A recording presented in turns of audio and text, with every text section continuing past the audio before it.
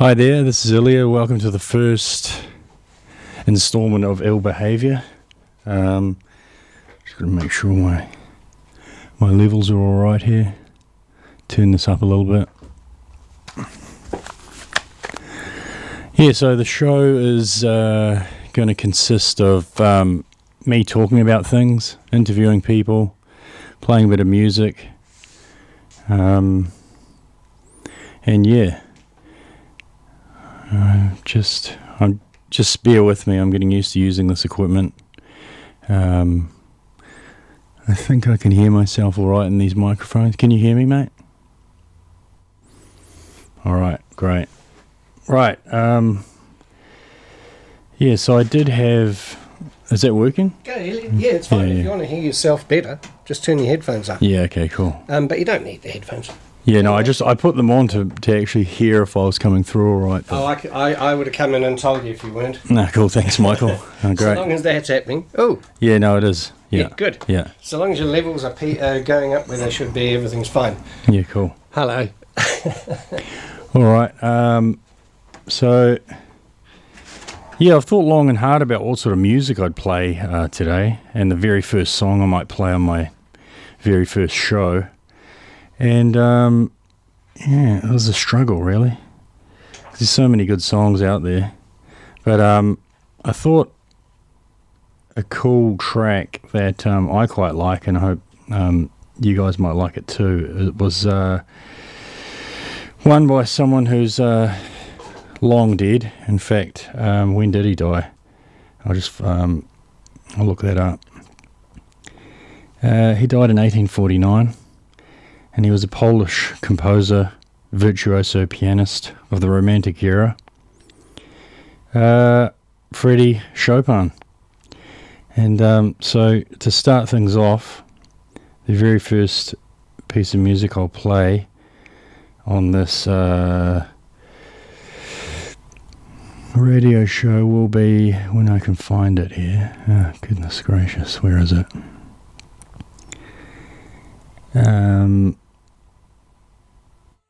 Okay, struggling to find it. Here it is, Nocturne in C minor.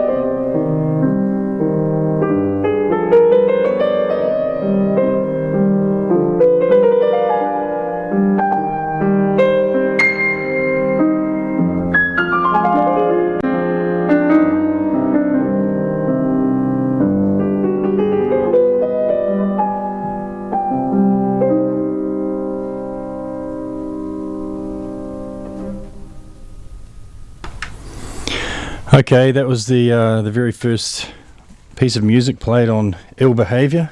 We'll just pause that so nothing else comes on. Frédéric Chopin. Always enjoyed his music. I was lucky enough to be introduced to classical music as a child by my mother, and I've always sort of held it close to me, despite having a fairly wide array of musical tastes and so on over the years. So a little bit about myself. My name's Ilya McClellan. I was born in Australia, actually, even though I identify as child of planet Earth. Nah, Kiwi, but I ain't, My mum was Māori, and my father was a South Island Scotsman. Lived in Perth for a while. My mother and father parted company, and I moved with mum to Adelaide, and then Melbourne, and then back to Havelock North, actually, in New Zealand, and lived there for a time with my nana and pop, which was good. They were interesting people. My pop was a Ratana priest, and what some people might consider a tōhunga, and my nana was a justice of the peace, and an all-round interesting woman who I was quite afraid of for many years, but I loved her. She cooked me some eels when me and my cousins caught some eels in the creek one time, and I'll always remember that. Eels cooked in butter, delicious. But so I lived in Hawke's Bay throughout my youth, and experienced life there, and it was great. I enjoyed Hawke's Bay, and it still holds a place in my heart. I like visiting there, and maybe even one day I could even live there again, but I'm not entirely sure about that. I'd like to live on a boat that sails around New Zealand, in different bays. So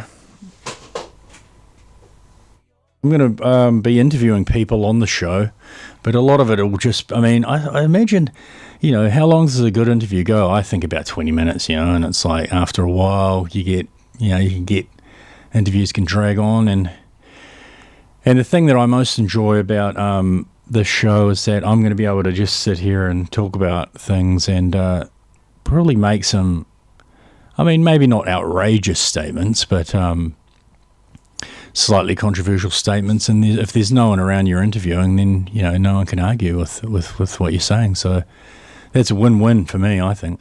But music will be a part of the show that I love music, and it's been a big part of my life over the years. I sort of started to learn a few instruments when I was a child, the drums and the guitar, but I probably wasn't as dedicated to instruments and playing music as I was to playing football or computer games. So, I can sort of play a few notes on a guitar and hit a drum kit in a way that sounds like I'm making a beat, but the real musicians in my family are my mother, my brother, and my sister. That's cool. And we did have bands in our living room when we were growing up, which was pretty cool. And it was always interesting and sort of everything fine? Yeah. Yeah, I'm just going. Oh, okay. All right, cool. See you later. Bye. Yeah, so I'll play another track that is dear to my heart, and I should have probably queued it up, but oh well.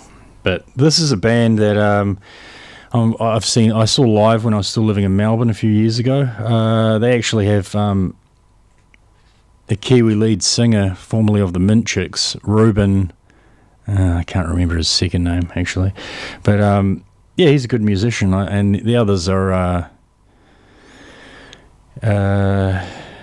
residents of the United States. I'm not sure, I can't remember what city they're based in, but they're a pretty cool band. And this is a song they brought out, I think, last year, called Honeybee by Unknown Mortal Orchestra.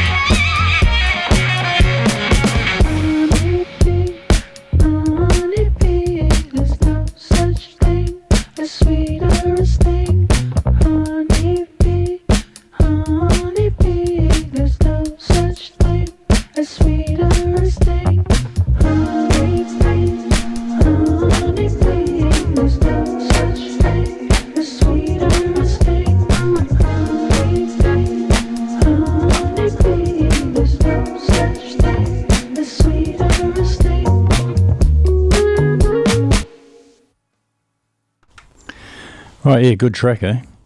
Well, I like it. And I'm sure someone else out there likes it.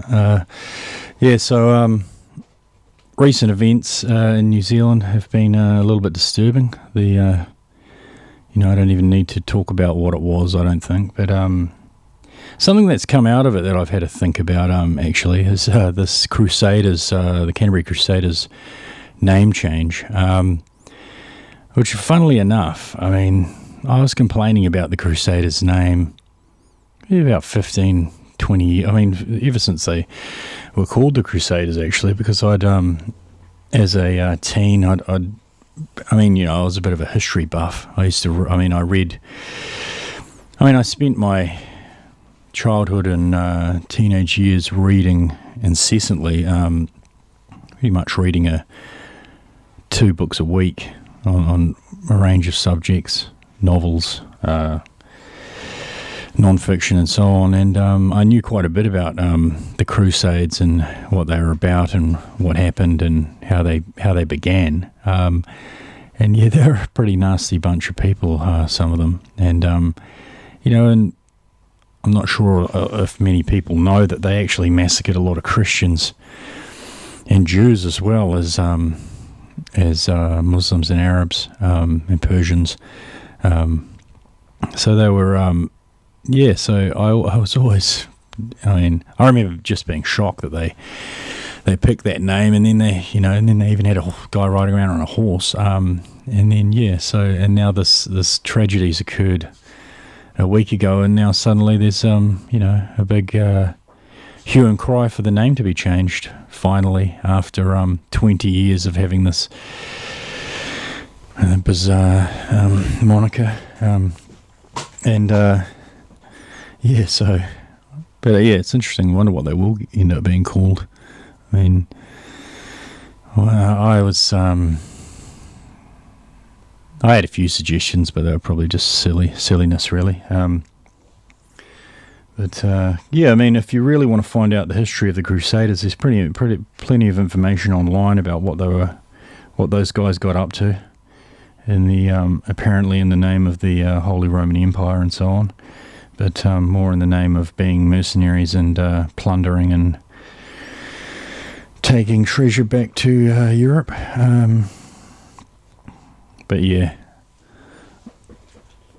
It's a good team. They're a good team either way, Canterbury, and maybe they should just call them Canterbury. But I mean, or can they? No, they have to have this, because they're a super franchise. They have to have some weird moniker attached to their first name. What? So like the Wellington Hurricanes. Whatever happened to the Central Vikings? I heard a story about it, how they just I can't even actually recall, but I remember getting behind the Central Vikings for a while, and they had a good team, and then suddenly they just faded and disappeared. What a shame. Could have been something great. But I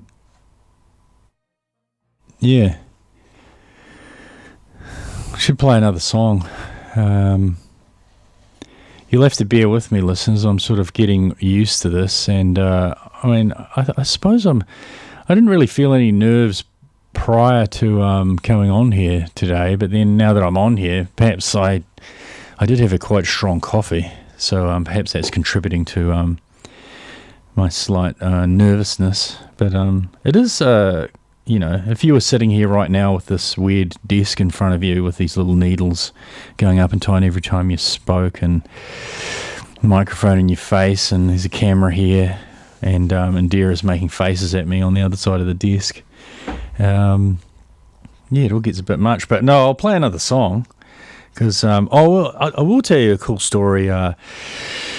When me and Mum and was still living in Perth many years ago. I was born in 1976 in Perth. I'm now 42 years old. Mum, when I was 2, David Bowie came to Perth on, what tour was it? I can't remember. It was one of his big world tours. And Mum took me along to the gig in a little rucksack on her back. And, I think that's pretty cool. Not that I can remember any of it, but I like the fact that I was at a David Bowie concert when I was 2 years old. And I've always been a huge fan of the guy. just because, I mean, when I was younger, I probably was only a fan of a couple of his songs, actually, and then I got to know a few more of them when I got a bit older. But his the album that he released just before he died, it's got a few gems on it, and this is one of the ones that I quite like, and yeah, it's sort of, I think it's a good song that sort of conveys a bit of, you know, David through the sound, through his voice, and through the lyrics. And the lyrics, as always with a lot of his songs, are sort of not the easiest to sort of decipher, but I mean you can sort of get an idea of what he's singing about, which I think he always quite liked to do. I think in a way, he certainly wasn't easy to pin down in terms of like who he was or what he was about. And yeah, this is a song that I quite like. It's from the album Black Star, I Can't Give Everything Away.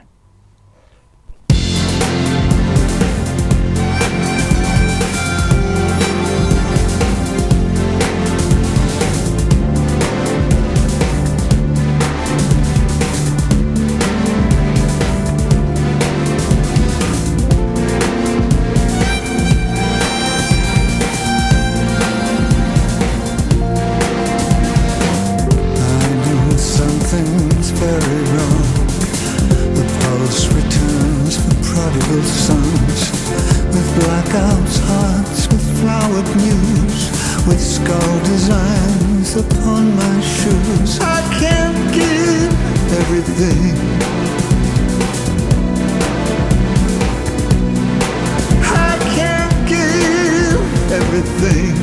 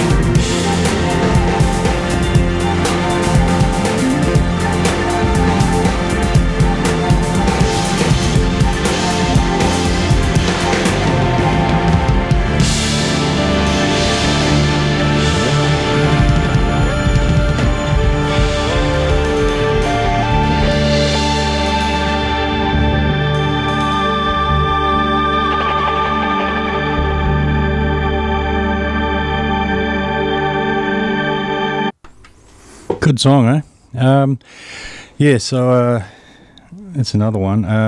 Another thing actually I was thinking about over the last few days in regard to the sort of thing that happened down in Christchurch was white supremacists and the confusing time they must have when they take a look at the world around them and the fact that white people are not supreme.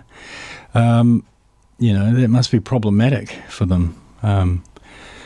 Watching sport for one thing over the years. They used to be able to fall back on things like Formula One, dominated by people of European origin and so on. And now there's Lewis Hamilton, and or maybe golf. And now there's Tiger Woods. And then they wouldn't want to have a look at basketball, would they? Really, or NFL, or my personal favourite, association football, aka soccer. Football, I call it. Big fan, have been for many years. I started out playing for Flaxmere United in that glorious suburb of Hastings, Flaxmere, at Chatham Park. We were the junior club there, and my coach was Jeff Doolan. Shout out to Jeff, great coach.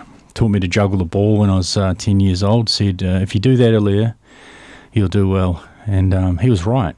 I actually caught up to a lot of people who were in better teams than me and surpassed a few of them as well and did reasonably well, playing a bit of, semi-professional, which is, not getting paid much at all, but hey, still getting a little bit of beer money, which is good, and free boots now and again and bags and so on.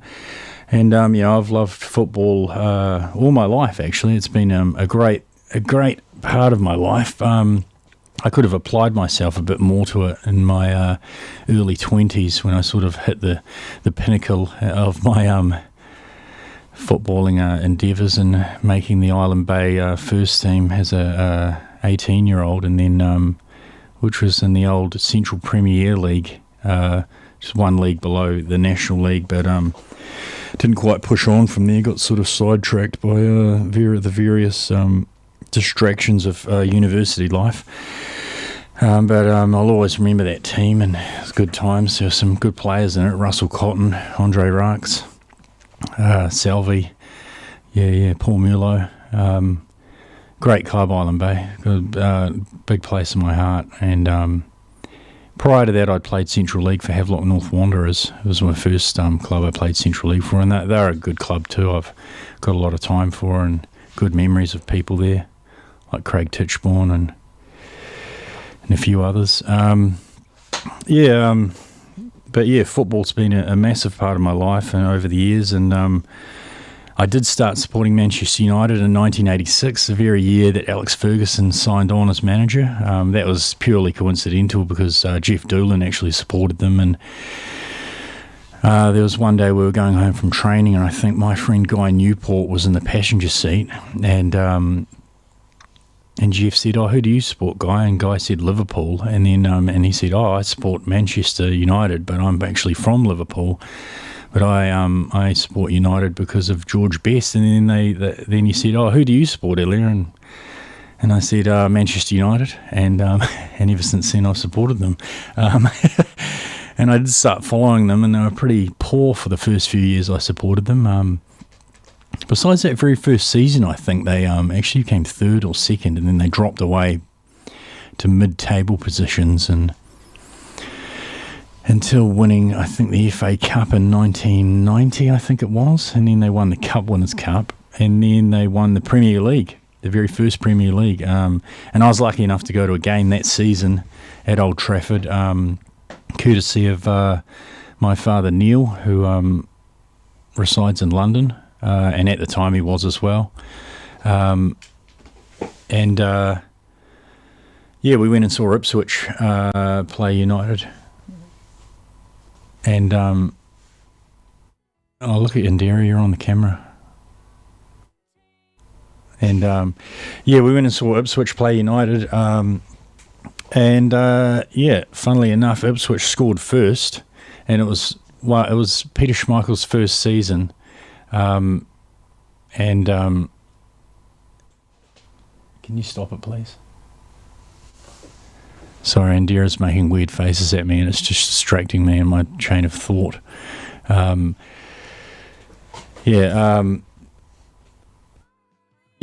we went and saw United play Ipswich at Old Trafford. The whole end of the ground was missing, actually, Stretford End. They were redeveloping the stadium. But it still remains to this day probably one of the most amazing sporting experiences as a spectator I've ever had. Peter Schmeichel, I think it was like his 5th or 6th game for United, and he actually let in. I mean, it was a decent effort from Chris Kawumia, but Ipswich got a throw-in up on their left, United's right.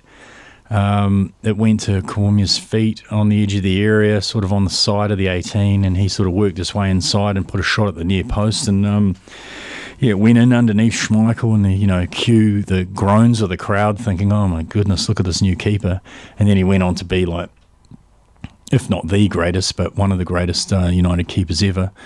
But yeah, he let that goal in the near post, and I just remember there was a tiny little contingent of Ipswich fans up in the very rafters almost of the stadium, and they all popped up in like a little, it was like when a button pops up on a machine, when something turns off and a button will pop up. It looked like that, and I just remember, and it was really quite funny, even though at the time it was quite disturbing being a United supporter and having come all the way from New Zealand to see them, and suddenly they were losing to Ipswich, these minnows who had recently been promoted. But yeah, luckily one of my favourite players, Dennis Irwin, smashed in a 30-yard half volley, top corner to equalise, and United pushed for the winner but couldn't quite get it and had a 1-1 draw, but then they went on to win that season, so it was good, really enjoyable. And I think the only other experience similar was when I went and saw the All Whites beat Bahrain a few years ago, and that was top notch as well. Really memorable and unforgettable occasion. Sport's a funny thing. I do have a lot of time for it and appreciation of it, and as a form of self-expression and as something to follow. But on the other hand, on some levels, I think it's overblown. I think sport, is maybe seen as a little bit too important in the general scheme of things. But But yeah, that Bahrain NZ game, I remember I got a ticket for myself and a friend right near the end when it was almost sold out, and luckily I managed to get a ticket at the northern end of the stadium, and that ended up being the end where Mark Paston saved a penalty, and Rory Fallon scored a header, and which was great because I was only a number of metres away from that. And so I'll play another song now, and it is going to be by an English band who I'm quite oh man, are they English? I'm pretty sure they're English. I better check that. Bear with me. They're called Metronomy, and this is a song I really quite like. Are they English? Oh, look at that. They're an English electronic music group formed in 1999. Doesn't it say what city they're from in England? But here's a cool track by them. It's called The Look. I quite like it. I mean, I think it's cool. But hopefully you hear something you like in it too.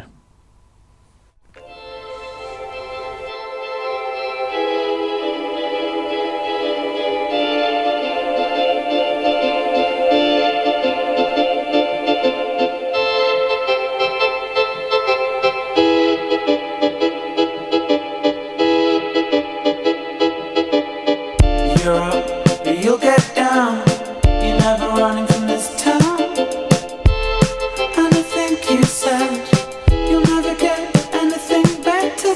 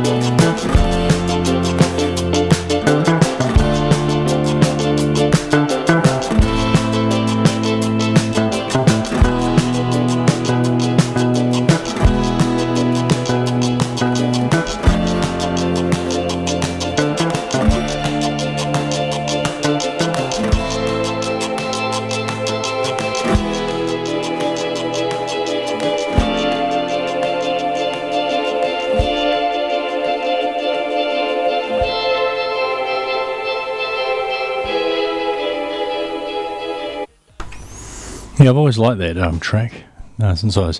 Actually, shout out to my brother-in-law, T-Mac, Thomas McArdle, who introduced me to that band a couple of years ago. Yeah, pretty cool. I like the sort of eeriness of that track with the keyboards. Yeah. Yeah, so... yeah, football. Yeah, I've always been a reader. I suppose I've always been a writer. Well, I haven't always been a writer. I suppose I was told by my English teacher when I was about, I don't know, 12 or 12, I don't know how old, 13, 14, that I was good at writing, and it sort of was a pivotal moment in my life, and that I was like, yeah, I suppose I am quite good at it, and I didn't really know what to do about that for many years.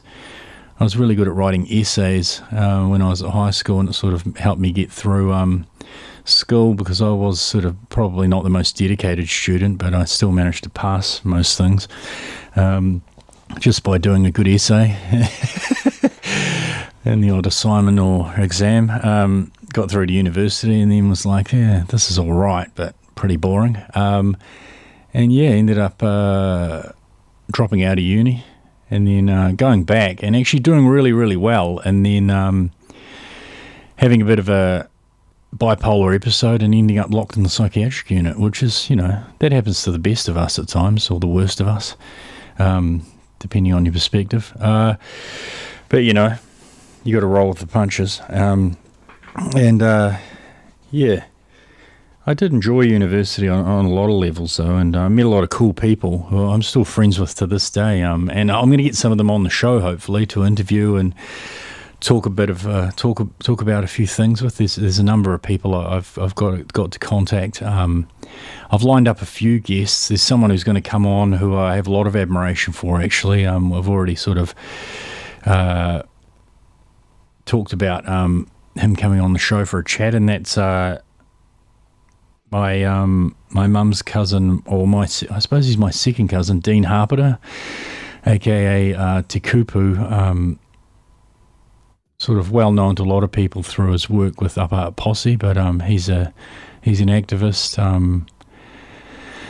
and a documentarian. He's done a lot of things, and I really admire the guy, and it'd be good to have a chat with him on the air, and he'll be coming onto the show, and I'm not sure, maybe next week or the week after. And there's a few other people I've spoken to as well, and then I'll just be talking to a few friends. I've got a few friends who live abroad and different places around the world, and have a chat to them, get the lowdown on the situation where they live. There's a good friend of mine, Damon. He lives in I think he lives in New York, but he's forever posting things from all over the States. But he's a good guy to have a chat to, and I'm looking forward to that. So I'll play another track, though, and because I might change it up a little and play something a little bit more, or maybe not. I might just keep it low key. Keep it low key for the opening show of Ill Behaviour. So it's not really ill behaviour at all. It's just low key behaviour. Well, what is ill behaviour anyway? I could play a bit of Fatboy Slim. I went and saw him live recently. I know I'll play a bit. This is what I'll play. Actually, there's a guy who. Whose music I was introduced to maybe a year or so. Oh, actually, I heard of him when we were living in Melbourne, actually, and I heard him on Triple R, which is a good radio station over there if you live in Melbourne, or if you live anywhere in the world, actually, you can stream it. If you're looking for something to listen to, check out Triple R, good radio station, based in Melbourne. But they have... Oh no, I heard this guy on Triple R many years ago, but I was lucky enough recently to go see him in concert, and this is a track I quite like. I mean, I don't know if it's to everyone's taste, but it has this really cool organ bit that comes in, maybe, I don't know, halfway through or something. But big fan of this guy, big fan of his voice. It's Marlon Williams with The Fire of Love.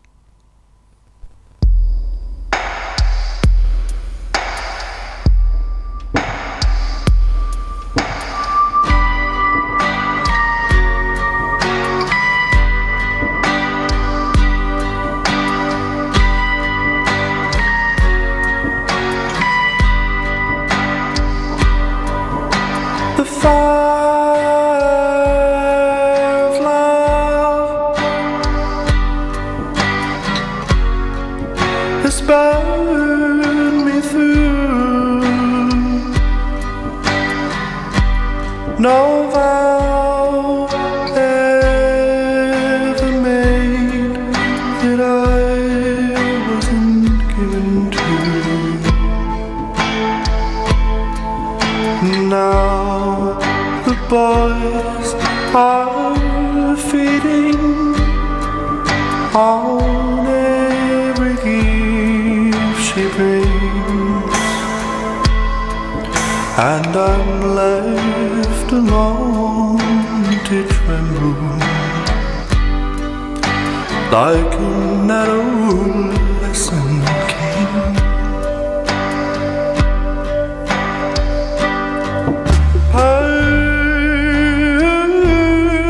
Perfect hands claim what they will, know how to hold a heart not beating still. And I've tried to settle in and love her as she goes, but there's really nothing general in the touch of the one who knows.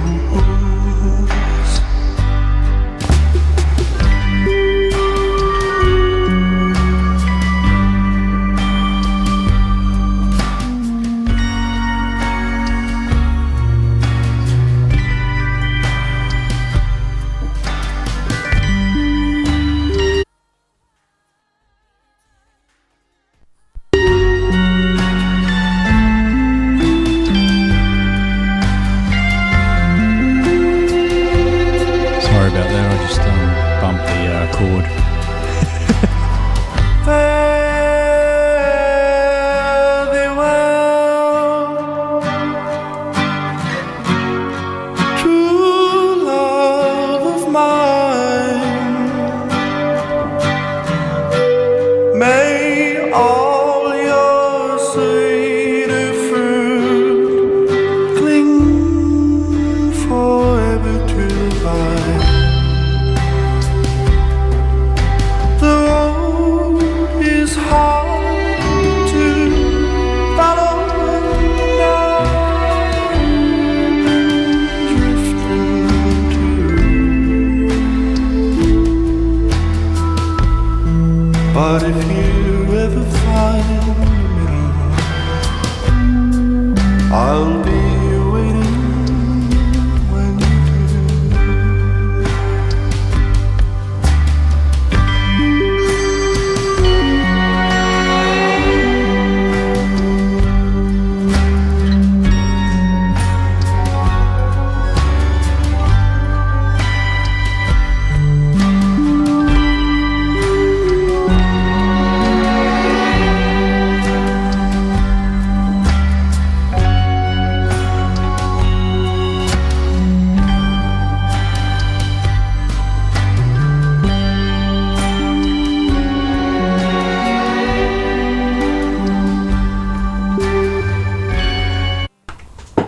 Cool, eh? Got a remarkable voice. Good live as well. I'd recommend if you get the chance to see him in concert, do it. Talented guy. Great band with him as well. What are they called? The Arabenders. So over the next few months, over the next 40 years, this is going to be my... 40 years. How old am I? Yeah. I'll finish the show when I'm 82. It's going to be 40 years of me talking 1 hour a week, Saturday mornings. Tune in. Maybe not 40 years. But, thanks for listening today. And we're almost coming to an end. I think I might play one more song, so I'll have to... I don't know what song that'll be. Got to go out on a upbeat note. I mean, it is a Saturday morning, and I think think the music's been a little bit mellow this morning, and just an intro show. Yeah, so I left you. I mean, I had to. I'll carry on with a little bit of a background information. So I had a few years of struggling with mental health due to overindulgence in various things.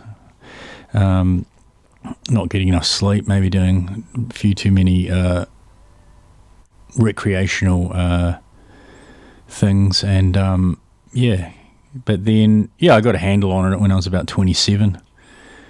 Worked it out, sort of worked out the triggers, sort of sussed out myself why I was getting put away in the psych unit, and managed to stop doing it, which was a constructive step forward. And got into a bit of construction work, things like that, various different jobs. Bicycle courier for a while in Wellington, which was good fun, made a few good friends.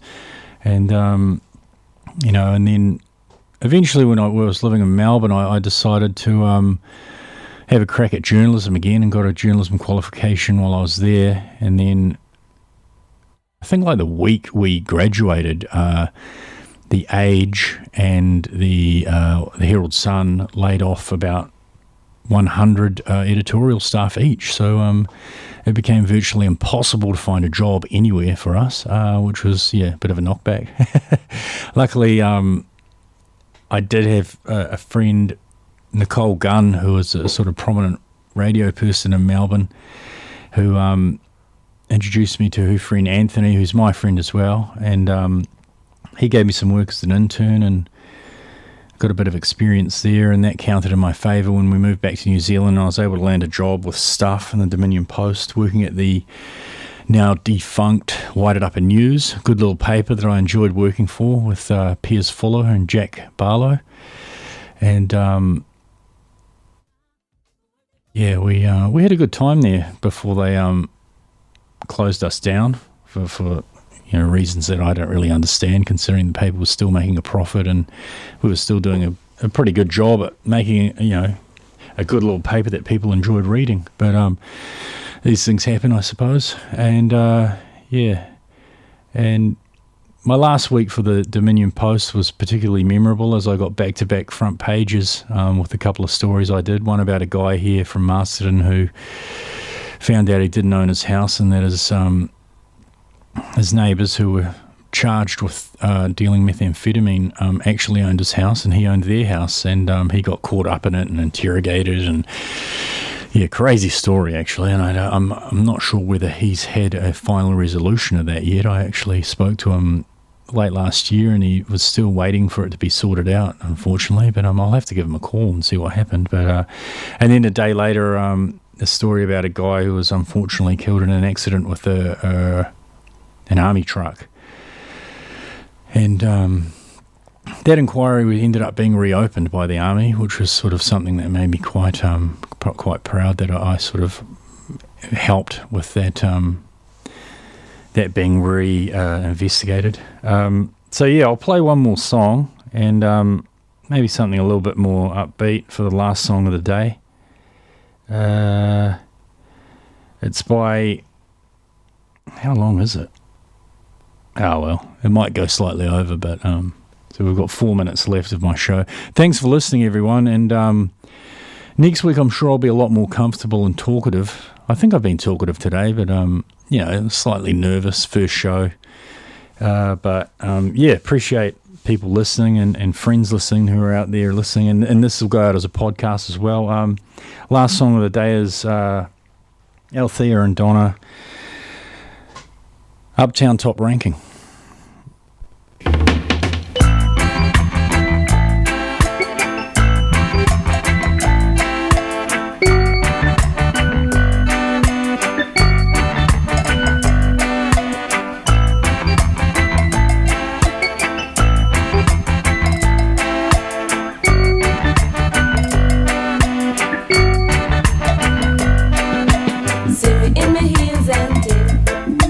Checks so hip and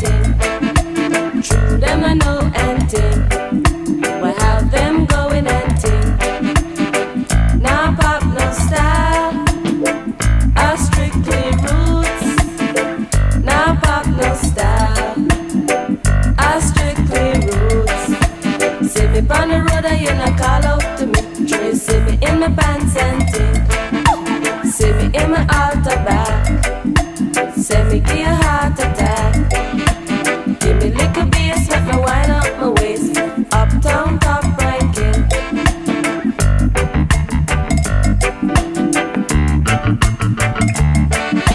See me in my Benz and ting. Daddy true Constant Spring. Them chicks say we come from Cosmo Spring, but the truth them no know anything. Them no know say we top ranking. Uptown top ranking.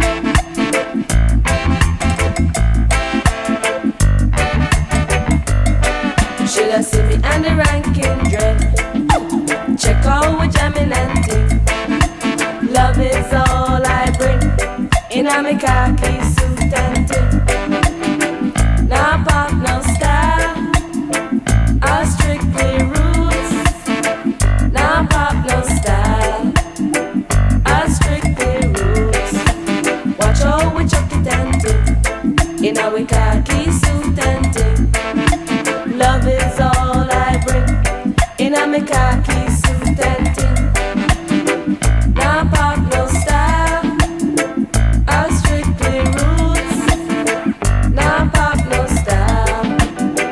I strictly roots.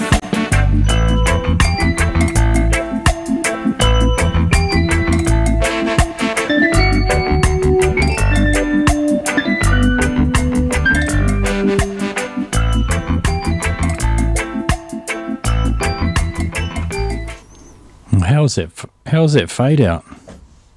Pretty good, eh?